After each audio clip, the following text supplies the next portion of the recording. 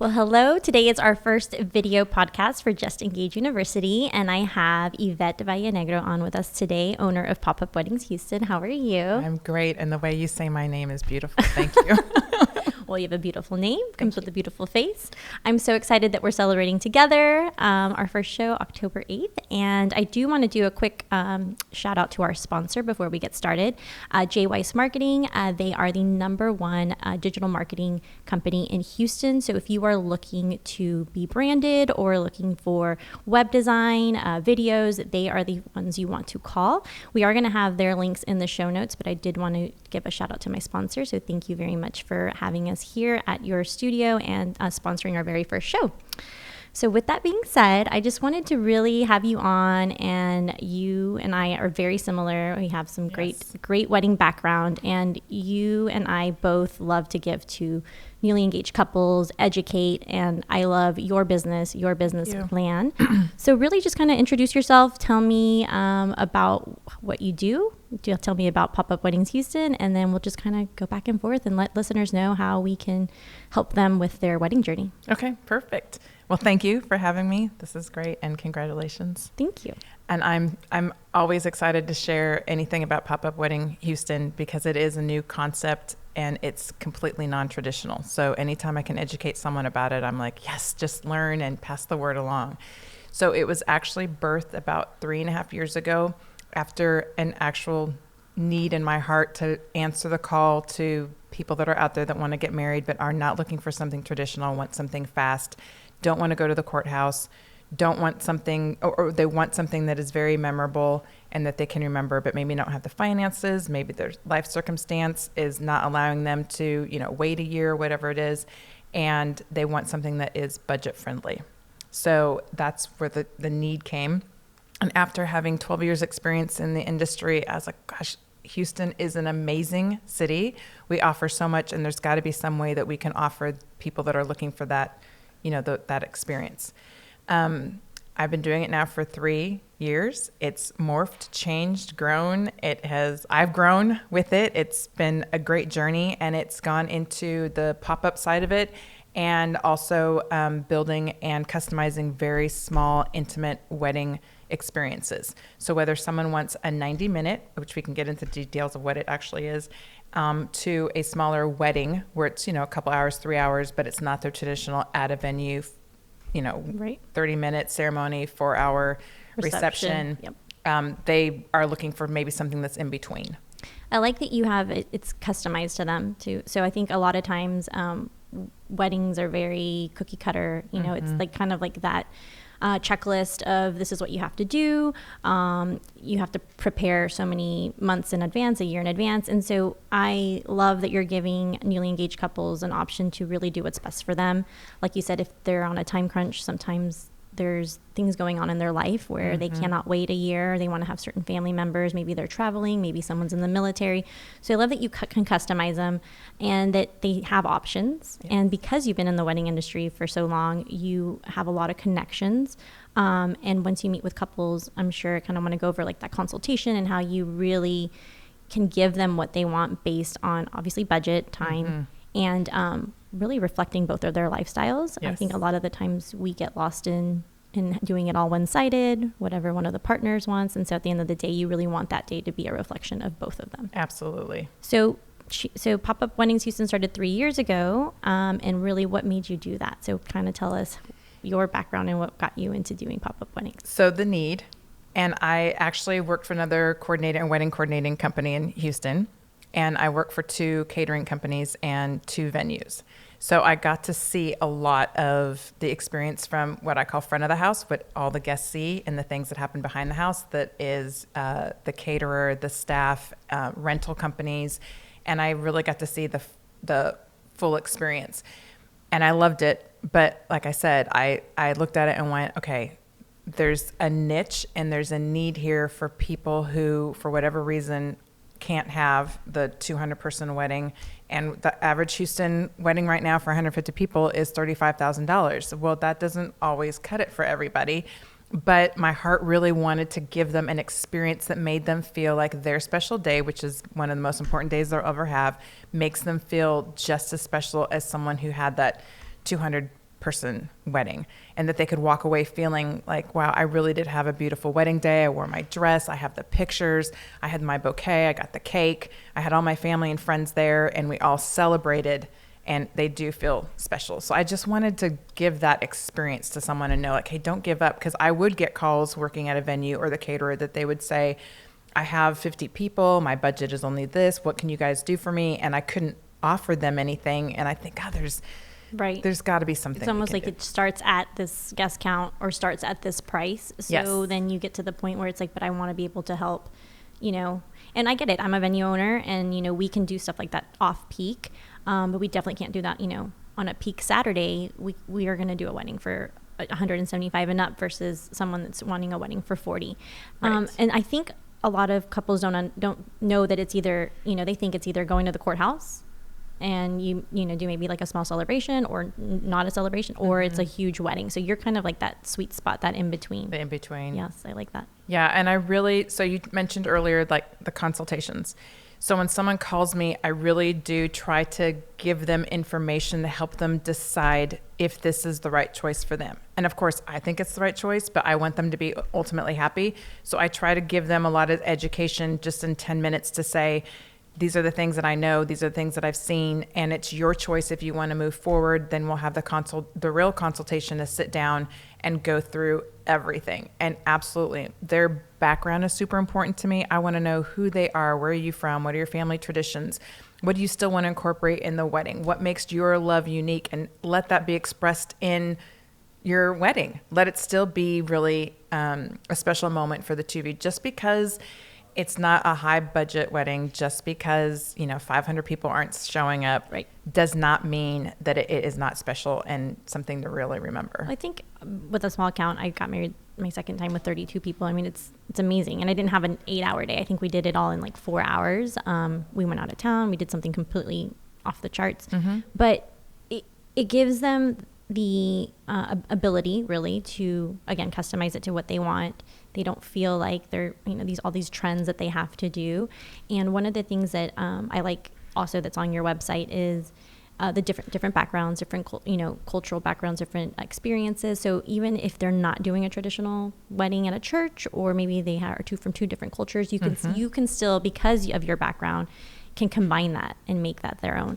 So what is your typical pop-up wedding? Like I know there's different, you can customize them, but what would you say, if you had to describe it, would be your most popular pop-up wedding package? I'm finding right now it's not even a package. Actually just created it over the summer. It's not even necessarily a package, but I'm finding that people want the pop-up portion so that they, I guess, get that price, but they also want to still combine it with a place to celebrate. Okay.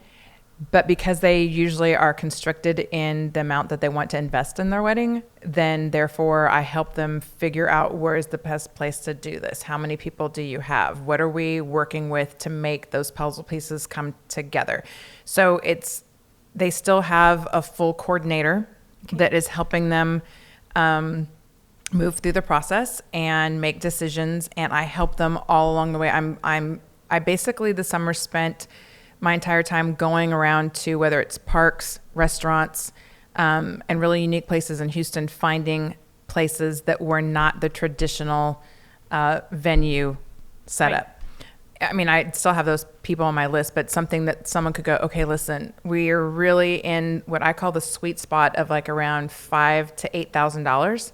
That they say, we want the pop-up, we have X amount of people, we still want something where we celebrate. Well, it still costs money. You still have to find that right place. But I found a lot of really great places that are welcoming and saying, yes, we can have 50 people here, or you have a private room, or these are the minimums, or, here's a park that you can actually be at and not have to wait 6 months to get approval from the city to be in, and go through all the loopholes. So I find that right now people are wanting something still smaller, short, brief, and amazing, but yet they still want to have some kind of celebration attached to that. So now I'm working on both ends, not only just the pop-up portion of the actual let's get you married, but then now what are you going to do after you're married? Whether that's wait and then go back and eat somewhere, or that's eat somewhere right after, or you want just past hors d'oeuvres wherever you are, whatever it is, they still want some kind of small celebration. And I think that in this case, less is more. You know, I not that I don't want people having 200, 300 people wedding. I just think, you know, it's hard to manage. A lot of people don't show up even after the RSVPs. I've seen that in the last year.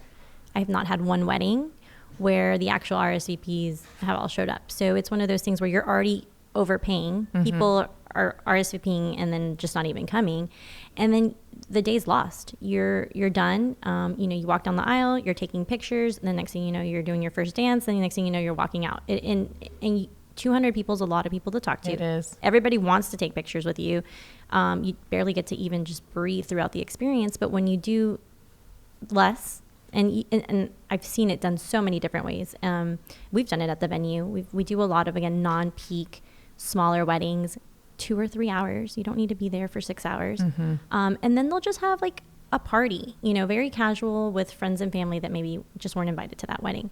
So when you are looking for these types of places, or I guess because you've met so many different types of couples and what they've wanted, what are some things that you see other than the ceremony that you guys are doing? So like I know you said hors d'oeuvres. So on site are you doing cake, the champagne? Like kind of give me some. Yes, absolutely. Cake, champagne, past hors d'oeuvres, or bringing in someone to actually do a meal. Okay. Or a lot of the places that I have found actually have food that it's right there. They're restaurants that are saying, yes, we completely welcome this, so we will provide. And then there's not really a minimum. Perfect. Or I should say there's not a room fee. It's more just as long as you are using them and doing the minimums, then they welcome, and they're very much open to making it work. Well, and I'm sure because they're not a traditional venue, they're trying something new, and if it works, then they can run with it. Exactly. That's something that everyone's always looking to do.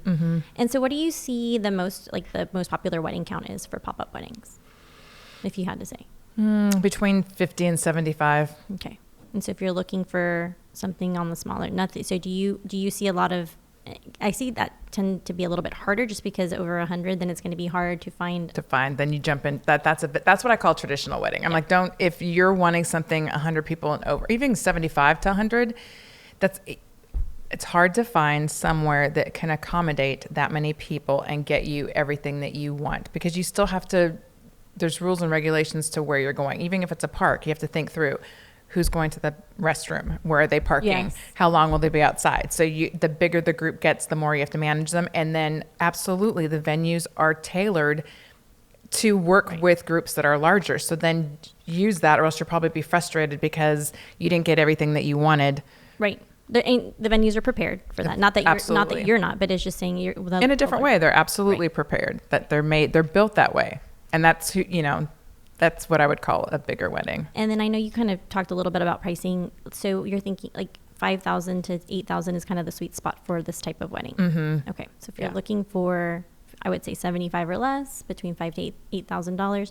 What is the time frame? What do you suggest to your couples would be the time frame to look for a pop-up wedding? Is it going to be as long as a normal, like a traditional wedding would be, or is it something that they can just do within a couple months? It's really up to them. I've done one in 2 weeks. Oh. So it's can be extremely fast. 2 weeks. If you're looking for it, it can happen. It can happen in 2 weeks. And then they're a year out, but it just depends on where you choose, because again, not every place is going to honor or accept at discounted prices someone booking their space a year in advance. So again, that's why the consultation is so important, because it's putting they have this list of I want and I hope that this happens, and then I try to explain to them like, wow, this can happen, or no, we need to modify this, or if these are your top 3 things that you want, then maybe these other things we need to modify in order to make this puzzle work for you. So sometimes it is the date. Okay. Sometimes it is how far in advance you want to book, and if you have your one place you may like says yes, 6 months in advance is great, and another one says no, we can't do anything outside of 3 months to book. Well, then it's going to be your decision. Do you want to wait that long, or do you feel comfortable right. with the 6 months? But I don't really, it's like they're all over the map, because I really think what the nice thing, what I love about it is everyone has their own story. So I'm meeting couples that, they're not in a box. They don't have. Right. It's not cookie cutter. It's not cookie cutter. So whatever you hit it on the nail when you said people that are in the military, people that are having children or expecting children. Sad to say, but people who their parents or they have loved ones that they don't really know how long they're going to be able to be around them, and they want to get married. And culturally, you have two cultures that come together, and one person says, hey, I would like to have a traditional wedding, and the other person says, I'd like to have a cultural wedding.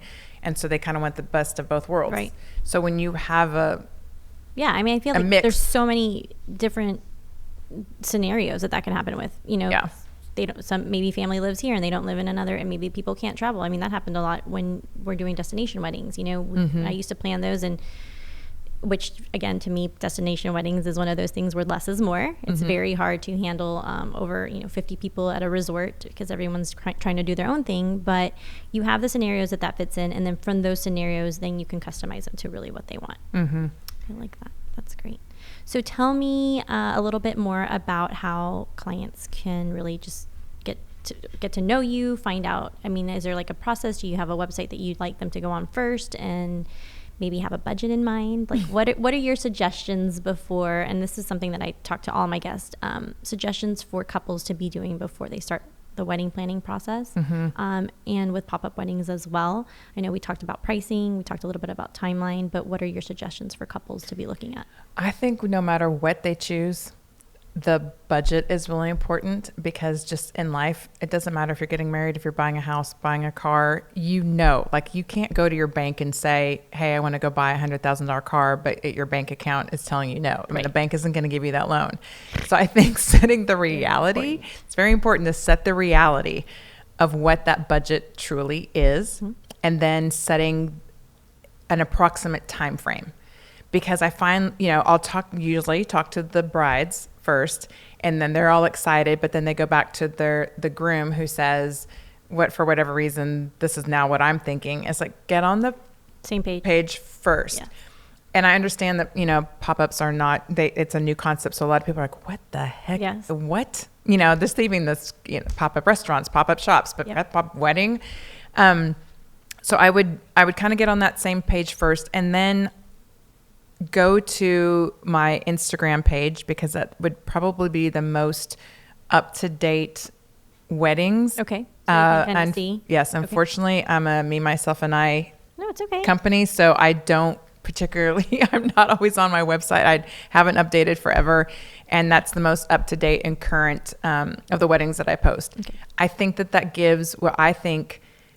Those are the pictures that are taken professionally from the professional wedding photographers that I have. And so it gives you a quick, easy visual of what will this look like? Right. What are my expectations? And I very much like to offer to people, they're not like, oh my gosh, over the top Pinterest-y weddings. But that's real life. But but it's not something to be ashamed of either. They're going to feel very proud of, wow. And if they go, and this is the other thing, I would go to my reviews, which are Yelp and Wedding Wire and Facebook, and read those, because most of the time people are very much saying, this is so much more than I expected. And exactly what they wanted it to be. And exactly what they wanted it to be. It's a lot of people involved in a wedding in general. So at a venue, you have, 20 different vendors, maybe even more.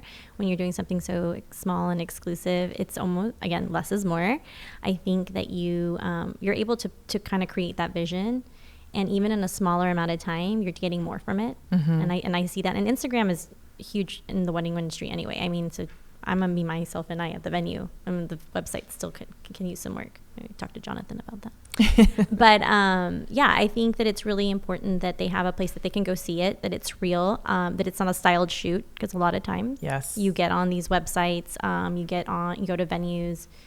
Even when I first started, I really tried not to use stock photos or to use a lot of the styled shoots, because there's so much time involved with that's not real. It's not realistic. And the better shots from all of my clients' weddings are the shots that they're not even posing. It's like a quick break in between. They're getting a glass of water, like the fun moments. And I think that you capture that very well with your company. Thank you. So I want to talk a little bit more before we wrap everything up around I know we talked about pricing. We talked about really the scenarios. What happens when you do get a client that likes the idea of the pop-up, wants the shorter amount of time. Maybe they're on the cusp of that budget, but they're going more towards that traditional route. Are you still able to customize that, or do you just say, you know what, it's better to go ahead and do it at a venue? Like, because I know that because they see so much, and because there's apps, there's checklists, there's that they kind of want to do it all, but then they look at the price. I know I'm very transparent, and they think, oh, if I can do that all for $10,000 less. What do you tell customers? Do you just suggest them to just wait longer, or you just tell them you got to cut things out? Okay, if I understood your question correctly, it's like, what do I do if they can't? Like if they want it all, but for the price that you're doing. Oh, and like I have to kind of bring them to reality? Yes, yeah. You have to tell them, like, this is not a possibility for that price. Like, how do you educate them? Fortunately, am a straight shooter. Okay, good. And I tell them, and this is why. I want everybody to be happy at the end of the day. And I don't want anybody to think that I am giving them something or offering something to them that is not realistic. And at the same point, I feel like if I was going to go do something, I would want someone to be honest with me and say, listen, Yvette, you're having, champagne dreams, and this is on a beer budget, which I love beer. So I'd be like, great, tell me, I'll go get my beer. So I would hope that someone would appreciate that I still want to take the time to say, this maybe not going to happen the way you're perceiving it, but some of the elements that you want can happen. The experience that you're wanting can happen. And I'm still offering my services to help them get to where they want to go. So if they still want to work with me, I'm not going to leave them hanging. I'll still say, this is maybe more of a traditional wedding on a smaller budget, and let me help you understand how to get to that point. And then I offer my services in that way. So I don't, and I when I talk to people, I always leave them kind of like, hey, at the end of the day, I'm gonna laugh at my age. I still feel like I'm really young, but I want to be happy. I don't want to be stressed, and I don't want to have anybody complaining about how she said and no. This is the way it is, and I'm not going to try to offer you something that I can't, but I'm going to really bust my butt to try to get you what I can. Right. And if you trust me with that, I really believe that you're going to be happy at the end. I like that. And I'm glad that you're very transparent, because a lot of people will promise a lot of things and say they're going to do something. And especially in our industry, it can be a little messy. So we want to, if we get to that point, then there's going to be a venue that's going to take care of you. There's going to be a wedding planning company that's going to take your hand and do that with you. But I like that you're realistic. And I think sometimes it just takes the time for them to go back down the list and say, okay, do we really need this for the amount of time that we're going to be celebrating?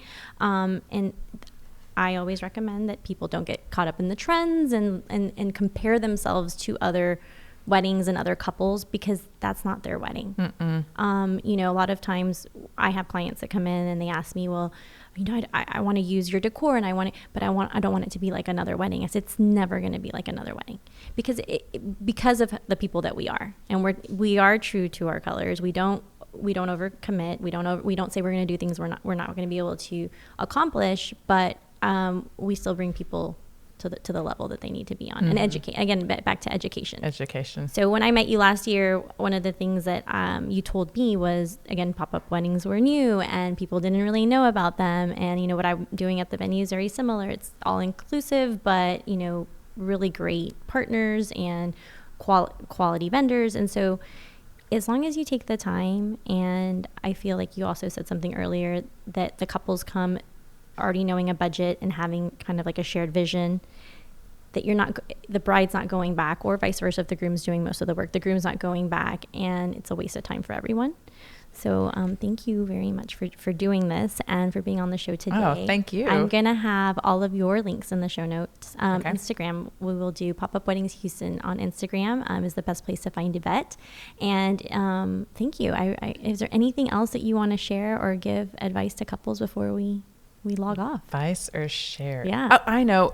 The wedding process should be fun. Yes. And I want to have fun in life. When I meet with my clients, we meet in coffee shops. We do a little bit of this sometimes. It just depends on the time frame and day.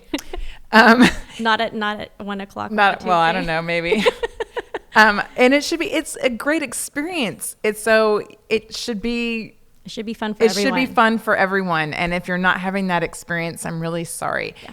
And I think the other thing, even though I do pop-ups, but I come with a planner background, at the least, it doesn't matter where you're getting married at. Please reach out to a true wedding professional to help you the day of. Yeah. I understand that there are people out there that can plan the heck out of a wedding, and I've seen it, and they do a great job.